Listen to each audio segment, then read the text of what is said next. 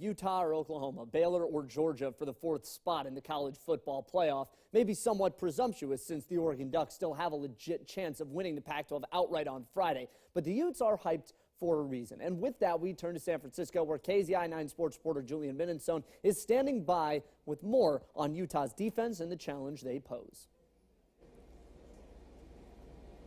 Andrew, I'm standing in front of the famous San Francisco Boudin Bakery. They're making all the sourdough bread rolls right behind me. I decided to pick one up myself. Now, you can split it open from the top and eat it with a chowder bowl, a chowder bread bowl, maybe some nice soup or gumbo, but I'm going to eat it a simple way, with butter. That's what the guys inside told me to eat it. Very simple. It's the typical way you eat it. Gets the job done. Now, I like to think of Oregon's bread and butter all season as the offensive line. It's arguably the best in the country. Now, Utah, their bread and butter is the defensive line, arguably the best in the country, and those two will clash on Friday night at the Pac-12 championship game.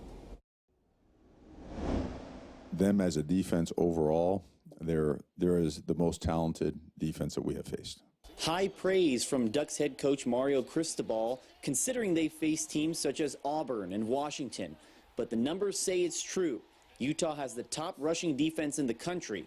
Teams are only getting a little more than 2 yards a carry against them. This is as good a front as we faced. I mean, this is as solid a Utah defense as there is, and they've done an awesome job.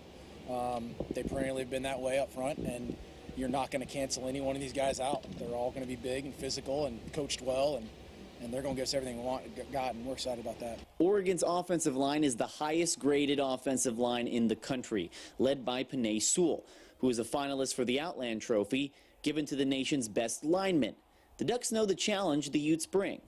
They've really done an excellent job controlling and dominating the line of scrimmage on the defensive side of the ball. I know they're number 1 in the country against the run, but every other statistic is 1, 2, 3, or 4. I mean, they're up there. So these are mature bodies. These are big guys, but that are explosive, that are very athletic and agile.